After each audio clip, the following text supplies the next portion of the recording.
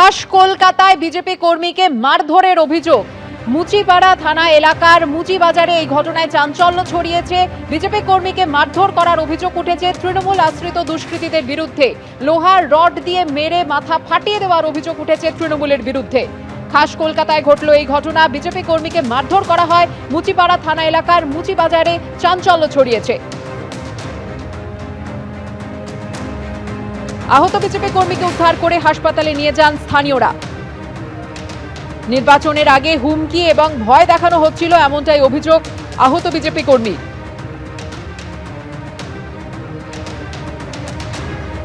খাস কলকাতায় বিজেপি কর্মীকে মারধরের অভিযোগ। লোহার রড দিয়ে মেরে মাথা ফাটিয়ে দেওয়া হয় বলে অভিযোগ উঠছে। ঠিক কি ঘটেছিল জানবো, সরাসরি চলে যাব আমাদের প্রতিনিধি আবির দত্তের কাছে। আবির, দেখো, গতকাল রাত্রিবেলা 12টা নাগাদ এই ঘটনা ঘটে, যেখানে আমরা দাঁড়িয়ে রয়েছি মুচিপাড়া থানার অন্তর্গত এই যে মন্দির রয়েছে, এই মুচি বাজার, সেই মন্দিরের সামনের অংশটা, এখানে এই ঘটনাটি ঘটেছিল এবং ইতিমধ্যে পুলিশের তরফ থেকে সেই জায়গাটিকে ঘিরে রাখা হয়েছে। যেটা অভিযোগ করছেন একজন ব্যক্তি, তিনি নিজে তার পরিচয় দিচ্ছেন, তিনি বিজেপি কর্মী এবং তাকে নির্বাচনের আগে থেকে তাকে হুমকি দেওয়া হচ্ছিল বলে তার বক্তব্য। এবং গতকাল তিনি স্থানীয় কাউন্সিলর, অর্থাৎ এই ফুটপাথ থেকে হচ্ছে 50 নম্বর ওয়ার্ড আর 48 নম্বর ওয়ার্ড হচ্ছে রাস্তা, এখানেই তিনি সংবর্ধনা দেওয়ার জন্য তারা প্রস্তুতি নিচ্ছিলেন এবং সেই সময় তাদের উপরে তৃণমূল আশ্রিত দুষ্কৃতীরা হামলা করে বলে তার অভিযোগ এবং তার মাথা ফাটিয়ে দেওয়া হয় লোহার রড দিয়ে মেরে। এই পরিপ্রেক্ষিতে তিনি লিখিত অভিযোগ জানিয়েছেন মুচিপাড়া থানাতে, অবিলম্বে ব্যবস্থা নেওয়া হোক সেটাই তিনি চাইছেন।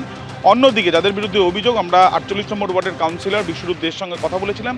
তার যেটা বক্তব্য যে রাজনৈতিক রং এখানে তিনি লাগাতে চাইছেন না। তার যেটা বক্তব্য যে এই ঘটনায় আরও এক ব্যক্তি গুরুতর আহত হয়েছেন, তাদেরই পাড়ার ছেলে, এবং এই ঘটনা নিছকই একটি ঘটনা যে এখানে মারধর করা হয়েছে, পাল্টা মারধর করা হয়েছে বলে তার বক্তব্য। কিন্তু যিনি আহত হয়েছেন বিজেপি কর্মী, তিনি সুস্পষ্টভাবে যেটা জানাচ্ছেন যে তিনি এখানে যখন দাঁড়িয়েছিলেন তখনই লোহার রড দিয়ে অতর্কিত তার উপরে হামলা চালানো হয় এবং এই ঘটনায় তদন্ত করে পুলিশ ব্যবস্থা নিক, এমনটাই তারা চাইছেন।